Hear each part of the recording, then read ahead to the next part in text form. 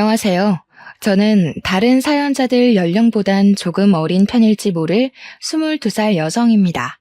제가 가진 사연이 과연 수많은 아픈 사연들 틈에 끼워도 되는 건가 싶은 걱정은 했지만 고민 끝에 한번 적어보게 되었습니다. 제가 얼마 전 우연히 컴퓨터를 하다가 한 라디오 사연을 듣게 되었는데요.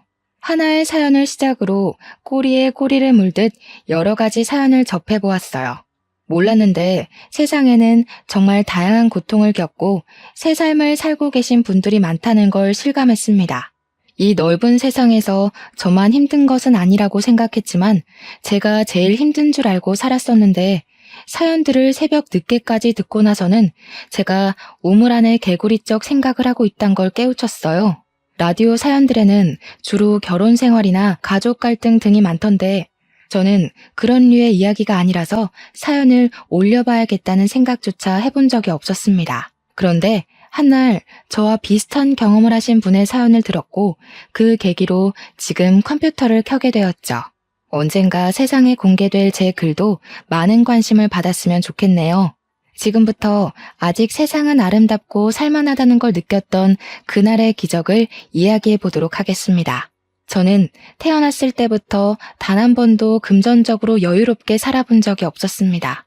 제 부모님도 가난을 되물림 받은 입장이라 늘 대출 빚에 쫓기듯 살고 있었어요. 그 사이에서 저와 남동생이 태어났으니 삶을 궁핍할 대로 어려웠죠. 고작 2명이 쓸 수 있는 침대에서 4사람이 잤다고 말을 한다면 제 사정이 조금 실감나실지 모르겠어요. 저희 식구의 빚과 더불어 경제 능력이 없는 조부모님 빚까지 부모님이 해결해야 했기에 가세가 기울어가는 건 어찌 보면 당연한 순리였습니다. 그럼에도 저희 부모님은 굴하지 않았고 저희 남매에게 짜증 한 번 내지 않은 좋은 분들이었어요.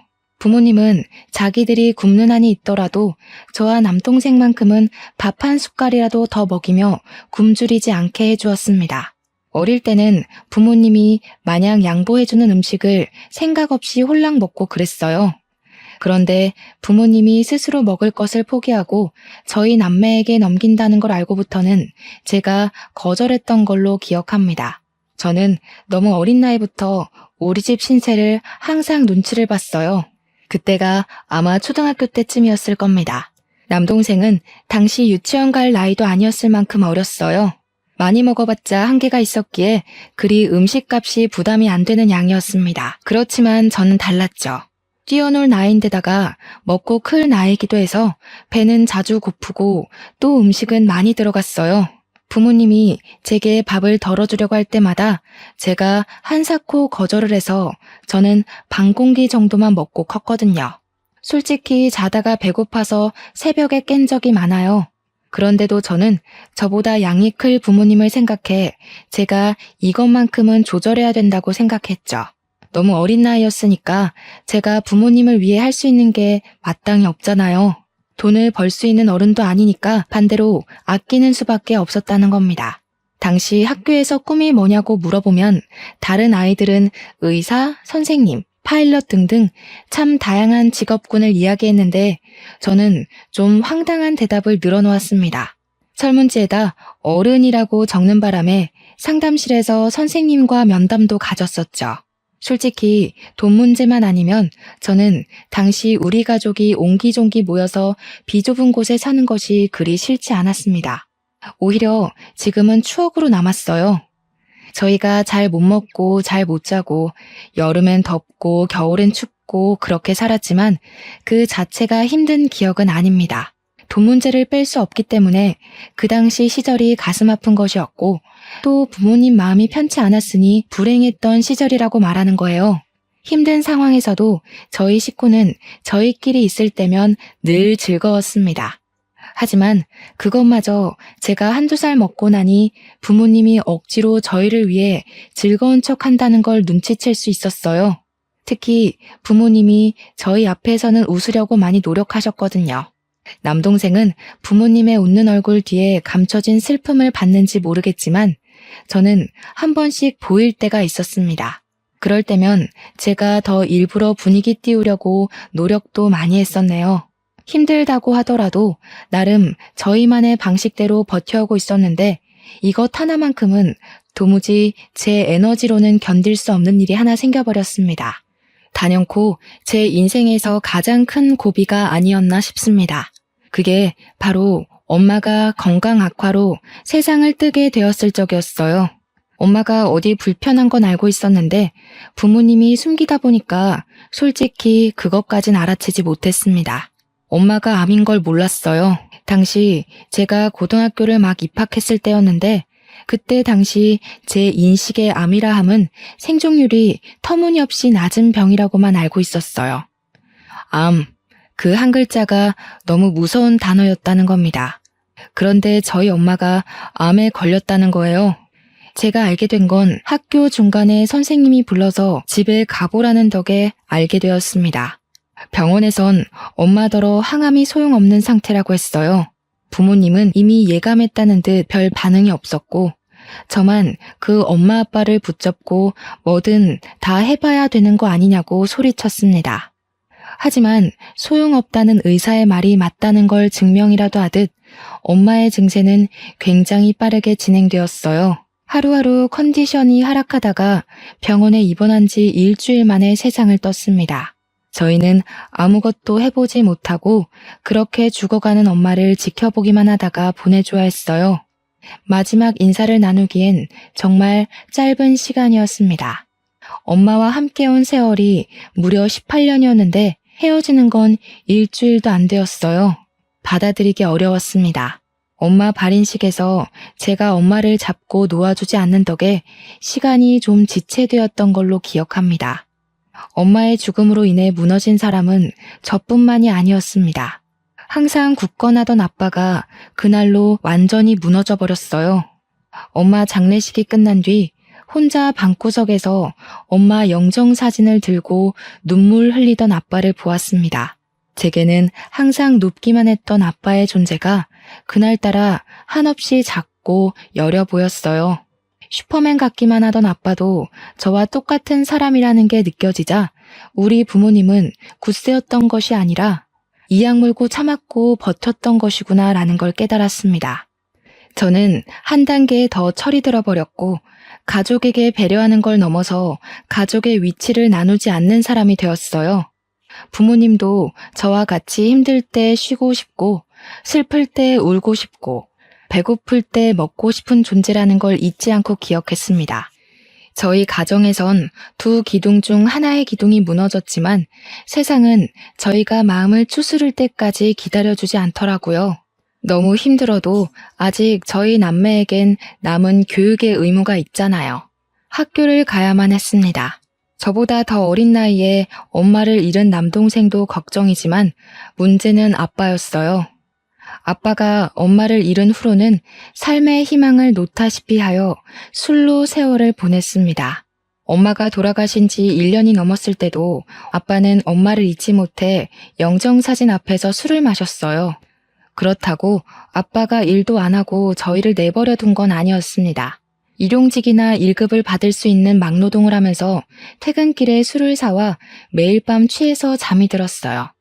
아빠 건강이 걱정돼서 한날은 술 그만 마시면 안 되겠냐고 조심스레 물어보았습니다. 아빠, 이러면 우리 불안해. 우리더러 아빠까지 없으면 어떻게 살라고. 아빠 힘든 거 알지만 우리 생각해서 술 조금만 줄이면 안 될까? 미안해 딸. 우리 장녀 아빠가 좀 못났지? 엄마가 너무 보고 싶어서 술 없이 멀쩡한 정신으로 버티기가 힘드네. 아빠가 빨리 정신 차려야 되는데 미안해. 아빠 말로는 우리를 위해서라도 정신을 바로잡아야 하는데 마냥 두 다리 뻗고 자는 건 아직 안 되겠대요. 그나마 술을 마시면 기절하듯 쓰러질 수 있어서 먹는 거라고 했습니다. 그날 이후로 저는 더 이상 아빠에게 금주하라고 말 못했어요. 아빠의 고통이 제가 가늠 못할 정도라는 게 느껴져서 못 말리겠더라고요. 그렇게 아빠는 종종 술이 취하면 한참 신세를 한탄하다가 잠이 들곤 했습니다. 저는 아빠에게 술 그만 먹으라는 대신 술동무가 되어주었어요. 같이 마셨다는 게 아니라 사이다를 가져와 아빠랑 이런저런 얘기를 하면서 회포 풀듯 놀았습니다. 아빠를 위로해주고 싶었어요. 저도 엄마가 너무 보고 싶은데 아빠는 저희 중에 엄마랑 가장 오래 함께한 사람이잖아요. 그래서 아빠가 하는 한탄을 들어주며 최대한 아빠 말에 동감하다가 엄마랑 연애 때 추억도 들려주라고 조르고 그랬어요. 저는 그저 아빠를 위로하고자 매일 학교 시간마다 사이다를 사들고 갔던 건데 놀랍게도 아빠가 위로를 제대로 받았나 봐요. 저희에게 술을 끊겠다고 선언을 하더라고요. 저희 남매 앞에선 다시 굳건했던 아빠의 모습으로 약속을 하더니 나중에 제게 따로 찾아와서는 손을 잡아주었습니다. 엄마가 딸 하나 잘 키워놨네. 철부지 아빠 신경 쓴다고 고생 많았다 우리 딸. 아빠가 우리 장녀한테 위로 많이 받았어. 어디서 이런 귀한 자식을 내 딸로 주셨을까? 고맙다. 아빠, 이제 정신 똑바로 차리고 너희들만 보고 살게. 신기하게도 아빠가 다시 제 눈에 슈퍼맨으로 보이기 시작하자 저는 그동안 참아왔던 눈물이 터졌습니다. 의지할 사람이 생기니 자동적으로 마음을 놓게 되었던 것 같아요. 나름 장녀라고 듬직한 척했으나 사실 저도 한낱 고등학생이자 미성년자였단 말이죠. 아빠까지 잘못되면 저랑 동생이 홀로 남는데 얼마나 무섭고 불안했다고요. 아직은 제가 부모 보호 아래 있어야 할 존재라는 것이 이렇게 아빠 품에서 울면서 증명이 된 셈이었네요. 저희 식구는 예전 엄마가 있을 때처럼 없지만 밝았던 분위기로 다시 되돌아가고 있었습니다. 아빠도 일주일 내내 마시던 술을 주에 3회 정도로 줄였고 남동생은 공부를 잘해서 얼마 전 반에서 3등까지 했어요. 저는 집에 남자만 둘이다 보니까 엄마의 자리를 대신 흉내내고자 노력했습니다. 냉장고에 든 것은 없지만 엄마가 살아계실 때 아빠가 용돈을 준 적이 있었는데요. 그걸 한 번도 쓰지 않고 모아뒀었어요. 사실 그걸로 엄마가 위급해졌을 때 살리면 안 되겠냐고 했더니 제 마음은 갸륵하지만 제가 돈으로는 엄마를 살릴 수가 없다고 하더라고요. 아마 그 돈이 100만 원 남짓 했을 겁니다. 저는 엄마에게 보탬이 되지 못했던 그 돈으로 정말 소량의 재료만 사서 반찬과 밥을 만들어냈습니다. 계란이 좀 비싼 재료에 속했지만 그것만큼은 매번 꼭 샀어요. 한 사람 앞에 계란 한 개씩이면 생각보다 맛있게 식사를 즐길 수 있거든요. 저희가 주로 나물 반찬으로 비빔밥을 먹었으니까 계란은 비빔밥의 질을 높여주기에 탁월한 재료잖아요. 저희에겐 그것이 웬만한 전주 비빔밥 못지않게 맛있는 식사였습니다. 제가 20살이 되던 해 한시라도 빨리 어른이 되고 싶었던 저는 당연히 대학에는 관심 없었고 바로 돈벌이할 직장을 알아봤습니다. 20살까지 기다리는 게 솔직히 너무 힘들었어요. 어른까지 가는 길을 매일 달력에 체크하며 살아서 그런지 엄청 멀게 느껴지더라고요. 19살을 마지막으로 앞다퉜을 때는 눈 뜨면 다가올 다음날 때문에 설레서 잠도 못 잤습니다. 돈 벌 생각이 저희 없던 기운까지 모두 솟아나게 했거든요. 참, 그날 밤 억지로 잠을 자려고 하던 시간에 잠깐 화장실 간다고 나갔던 아빠의 목소리가 살짝 들리더라고요. 일어나서 창문을 살짝 열어봤는데 아빠가 동그란 달을 올려다보고 있었습니다. 양손을 꼭 모은 채로요. 순양아, 우리 자랑스런 장녀가 이제 20살이야. 우리가 애들만큼은 부족함 없이 키우자고 그렇게 약속했는데 내가 능력이 이 정도밖에 안 돼서 우리 첫째한테 대학을 하나 못 보내줘. 참 찌질한 아빠 같지 않아? 우리 애들 마땅히 사랑받고 자라야 하는데 하필 내 자식들로 오는 바람에 고생만 하고 있으니 내가 참 부끄럽다. 아빠는 엄마에게 기도를 하고 있었습니다. 매일 제 이름을 따서 봄이 엄마라고만 부르던 아빠가 엄마 이름을 부르는 건 처음 봤어요. 문득 아빠가 엄마를 쫓아다녀서 연애하게 되었다던 말이 떠올랐습니다. 그 순간 엄마 이름을 부르는 아빠 목소리가 한 가정의 아빠라기보단 한 여자의 남자 같은 분위기였거든요. 제가 이미 대학은 관심 없다고 말해줬기 때문에 아빠가 제 대학에 아직도 신경을 쓰고 있는 줄 몰랐는데 그날 보고서는 좀 놀랐습니다. 그래서 더 열심히 살아야겠다고 생각했어요. 제가 대학을 가지 않았어도 만족스러운 삶을 살고 있다는 걸로 증명해 보이고 싶었습니다.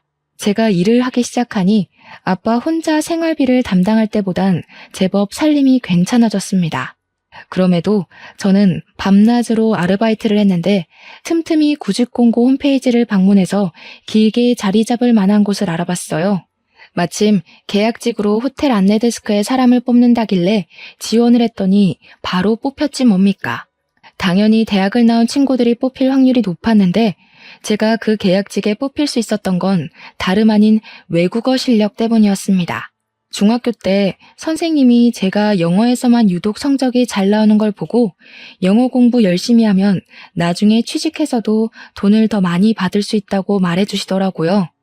선생님의 말에 저는 영어만, 그것도 회화만 주구장창 공부했습니다. 그래도 재능이 조금 있던 덕분이었는지 외국어 회화 자격증이 쌓여갔고 그게 또 재밌어서 고등학교 때 중국어 수업까지 열심히 들어 딱 2개의 자격증을 만들었어요.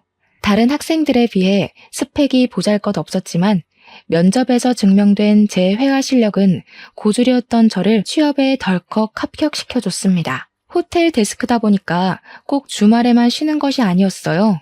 주말이야말로 호텔은 피크이기 때문에 저는 평일에 교대 근무자와 번갈아 가며 쉬어야 했습니다. 그래도 쉬는 날이 무려 일주일에 2번이었어요. 누구에겐 당연한 조건이겠지만 아무도 없는 제겐 그 정도의 복지면 충분하다고 봤습니다. 그렇게 일을 하고 한 달째의 월급을 받았을 때 저는 너무 삭막하게만 살았던 우리 식구를 위해서 당일 여행을 계획했어요. 아빠는 여전히 일용직을 돌아다니고 있었기에 언제든지 쉴 수 있었고 마침 남동생도 방학이라서 시간 맞추기는 쉬웠죠. 가족끼리 식사를 할 때 제가 슬쩍 얘기를 했더니 아빠가 우리 형편에 무슨 여행이냐고 신경 안 써줘도 된다고 하더라고요. 계속 힘내서 일하려면 나도 동기가 필요해. 나한텐 그 동기가 우리 가족이야. 가족이 즐거운 걸 보면 일할 힘이 난단 말이야. 한 번도 놀러 가본 적 없잖아. 엄마 있을 때 못 가본 게 좀 아쉽지만 더 후회하기 싫어서 그래. 네가 무슨 돈이 있다고. 이제 20살 됐으면 사고 싶은 것도 많고 친구들이랑 놀고 싶기도 할 텐데 그걸 왜 우리한테 쓰려고 그래. 너 지금까지만 해도 충분히 우리 가족 위해서 마음 썼어. 그러니까 괜찮아. 내 돈이니까 내가 쓰고 싶은데 쓸래. 나는 가족여행 가고 싶어. 아빠 말대로 내 돈 내가 알아서 하려는 거니까 협조해 줄 거지? 영 마음 쓰이면 이렇게 생각해. 내가 즐겁자고 가는 여행이라는 거. 제 고집을 결국 이기지 못한 아빠는 곧 자기가 아빠로서 먼저 우리들을 돌봤어야 하는데 항상 미안하다고 고개를 숙였습니다. 미안하면 여행 가는 거라고 했더니 아빠가 피식 웃더라고요. 그렇게 고집을 부려 가기로 한 여행 당일.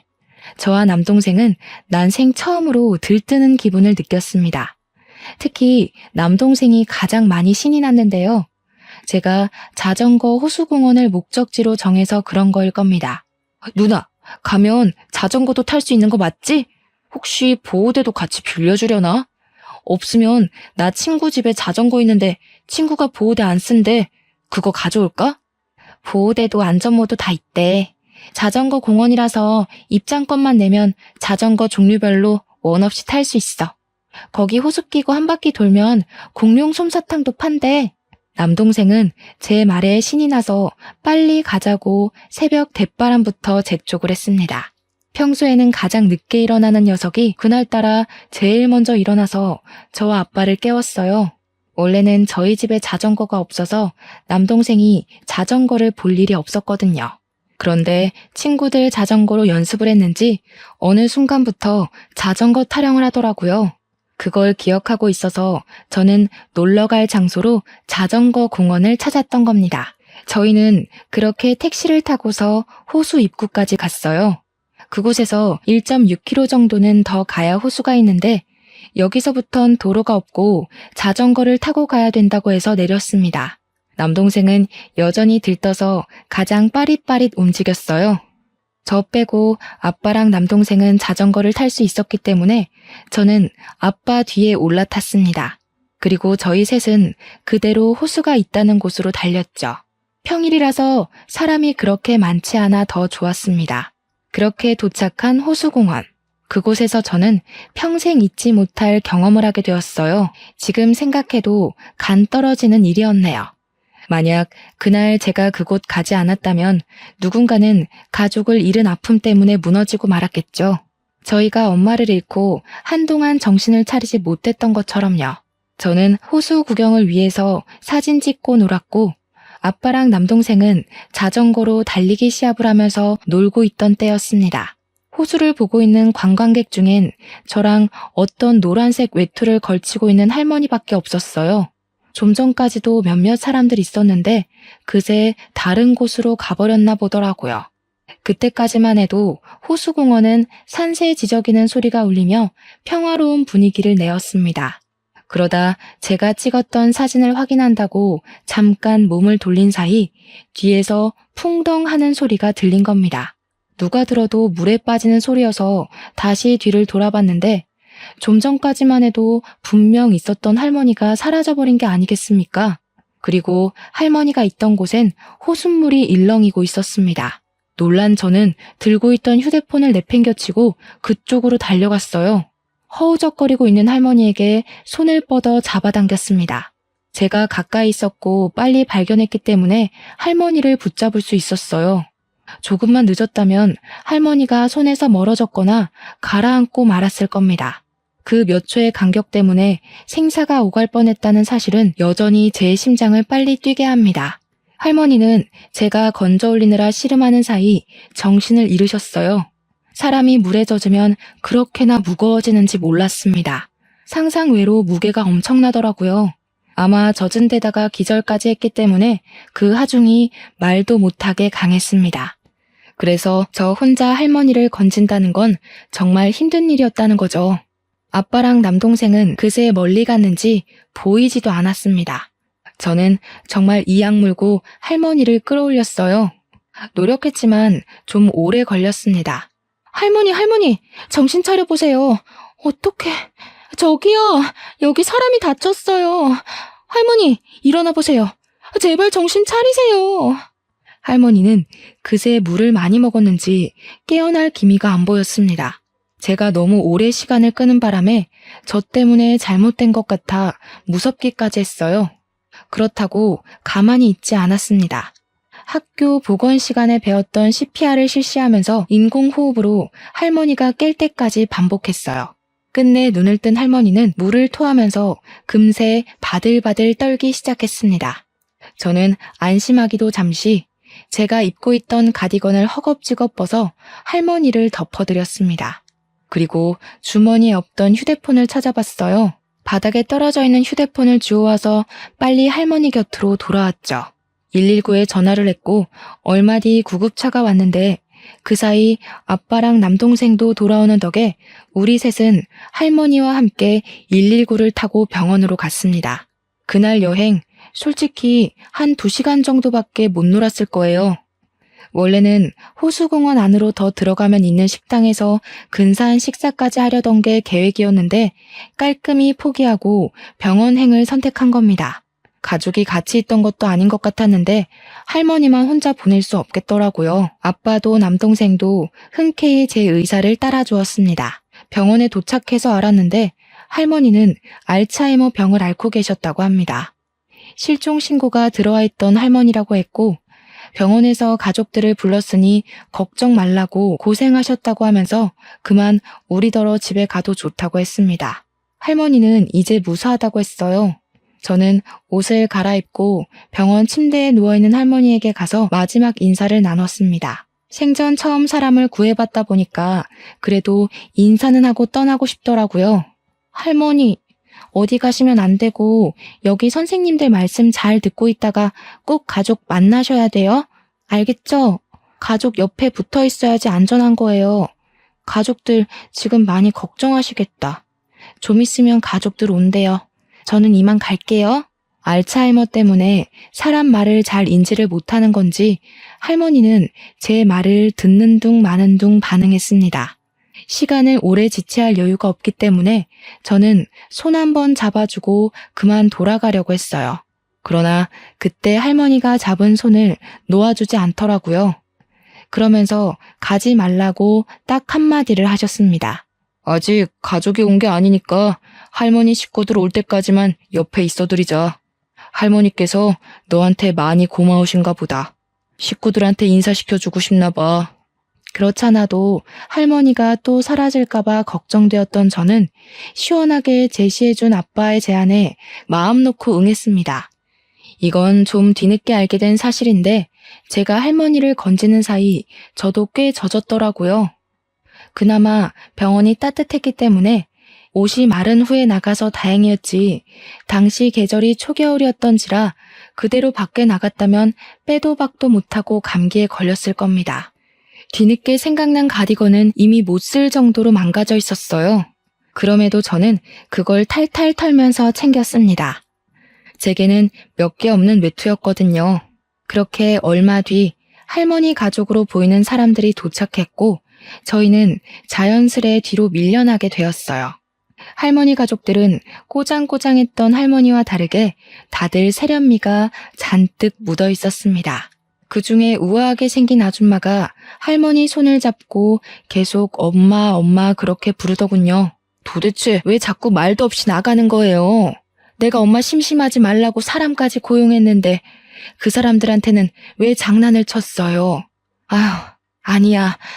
그냥 이렇게 살아 돌아와 준 것만으로도 고마워요. 엄마, 어디 가면 안 돼 이제. 알았죠?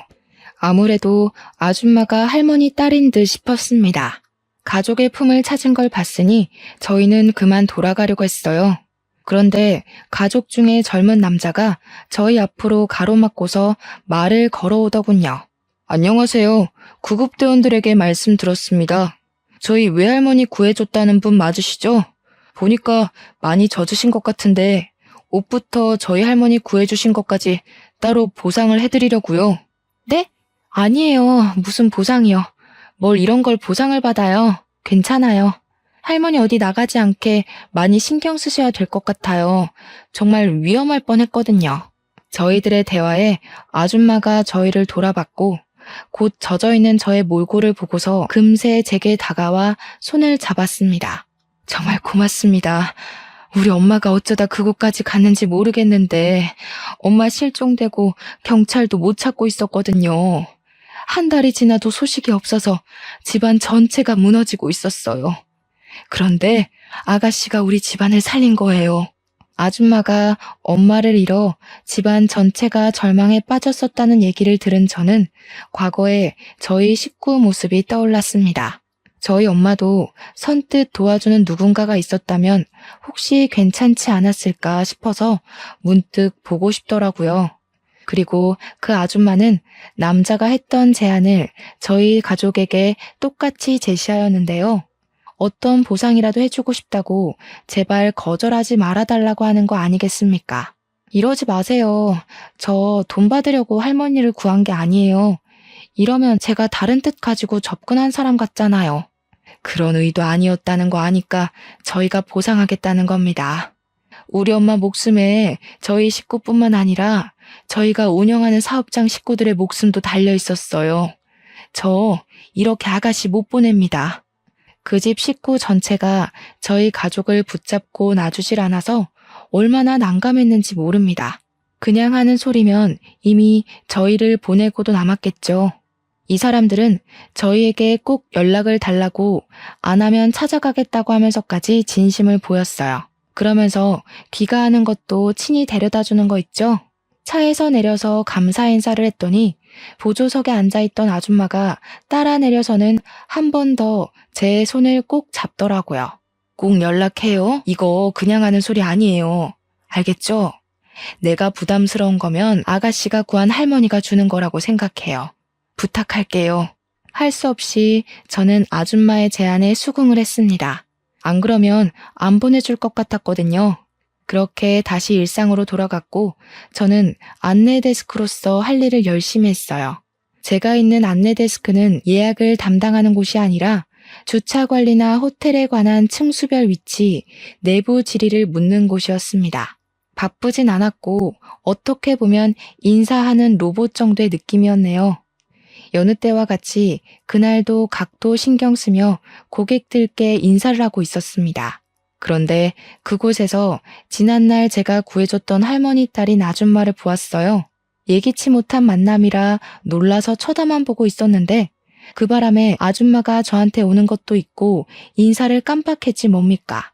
뒤늦게 급히 고개 숙여 인사를 했더니 아줌마가 제법 서운한 표정으로 제게 말했습니다. 왜 연락 안 했어요? 제가 아가씨 연락만 하루 종일 기다렸는데.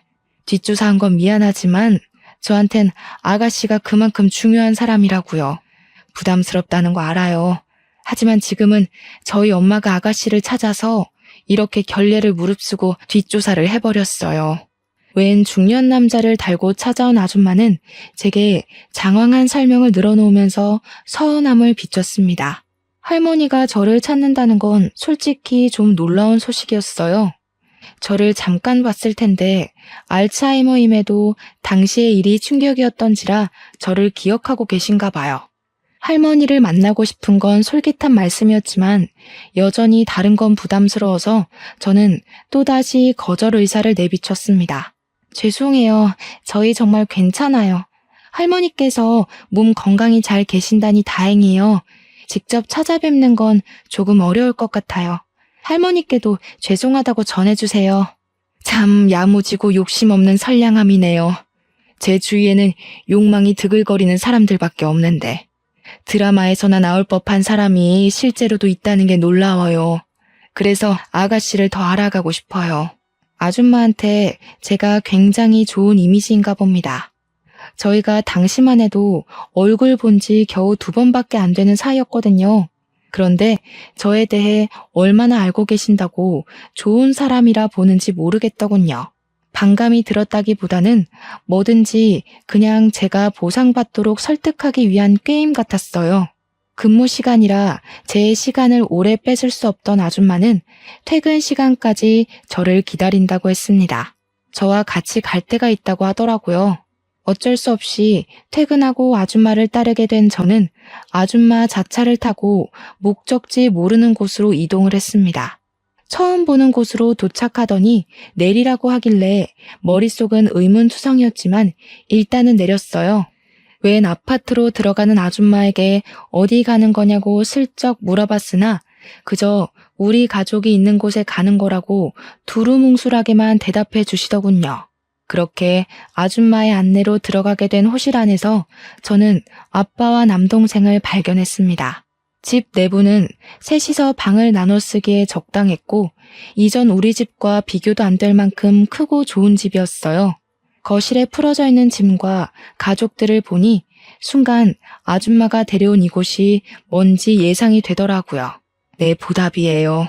우리 엄마 목숨에 비하면 정말 보잘것없는 보상이지만 그 외에 내 도움이 필요하면 언제든지 연락해요. 무슨 일이 있어도 아가씨 일이라면 내가 도울 거예요. 역시나 이 집을 저희한테 준다는 거 아니겠습니까?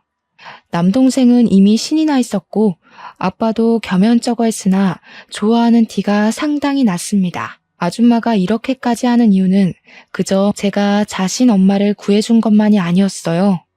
자기가 이혼 소송 중에 있는데 호텔 오너였던 할머니가 사라지는 바람에 남편 쪽에서 자꾸 호텔 지분에 장난질을 하려 했다는 겁니다. 할머니가 살아있는 걸 밝혀야만 해결되는 문제였다고 했어요.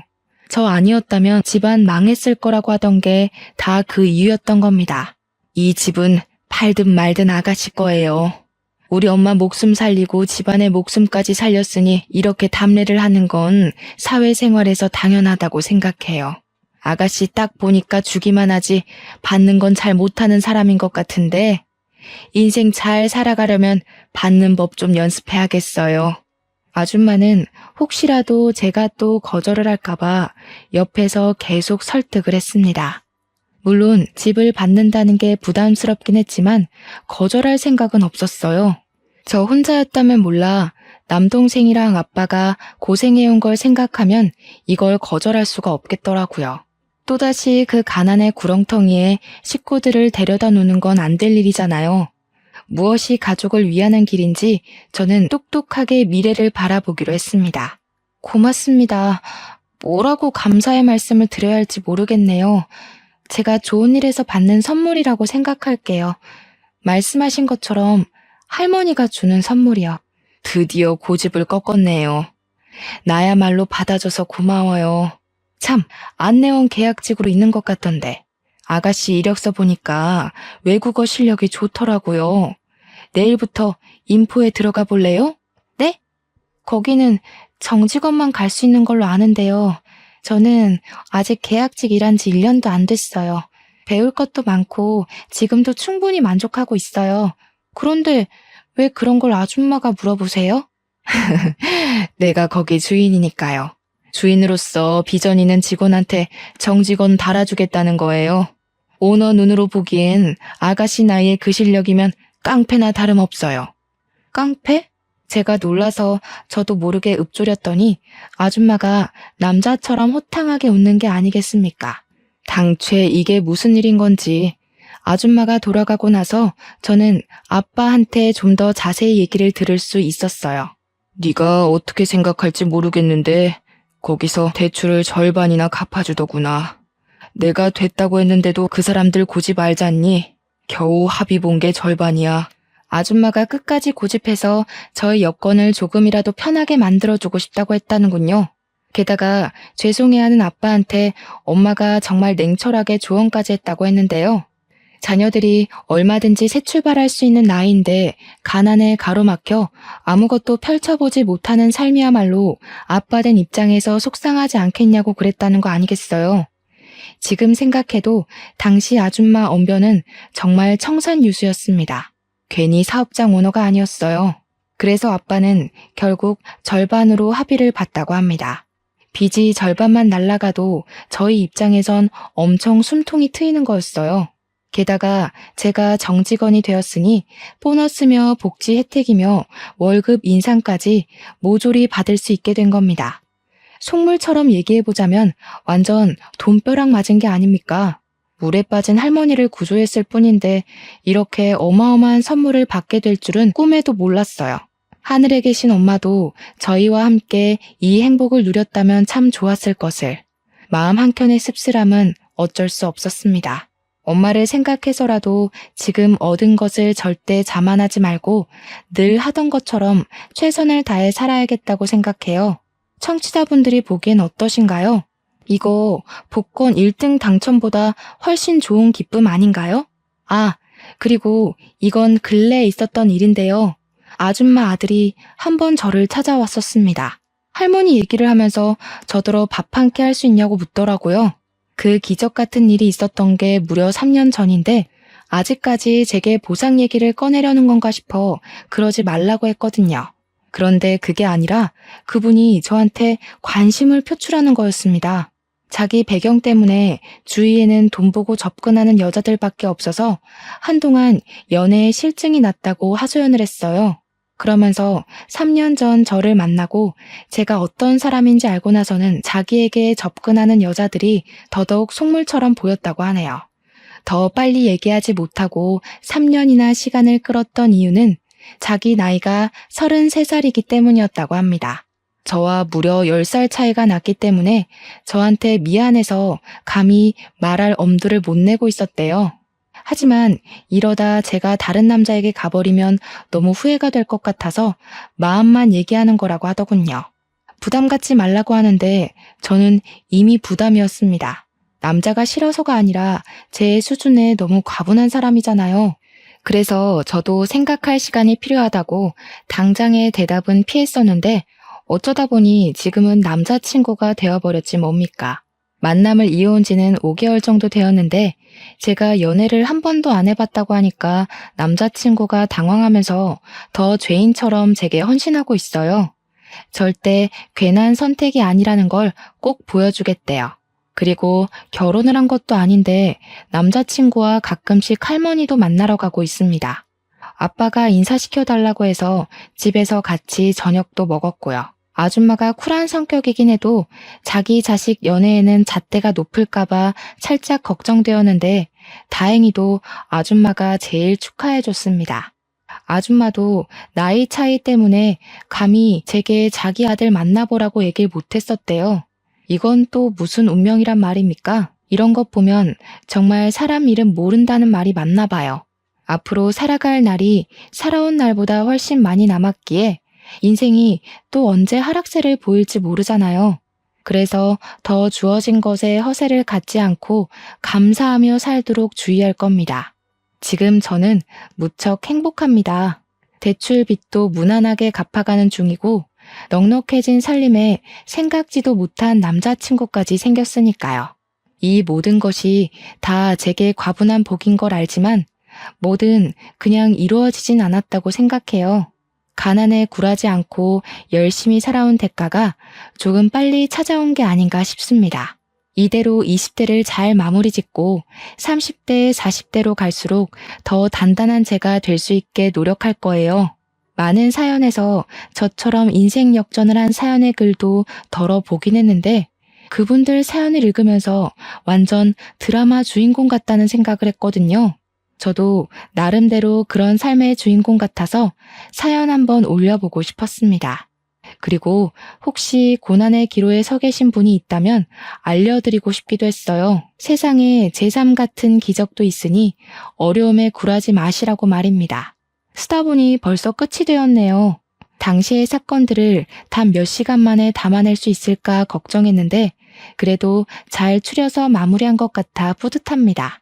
인사말에도 말씀드렸다시피 아직 세상은 살만한 것 같아요. 죽을 만큼 힘들었는데 지금은 과거의 고난이 생각나지 않을 만큼 행복하니까요. 청취자분들 모두에게도 복권 1등 같은 일이 생기길 바랍니다. 들어주셔서 감사합니다.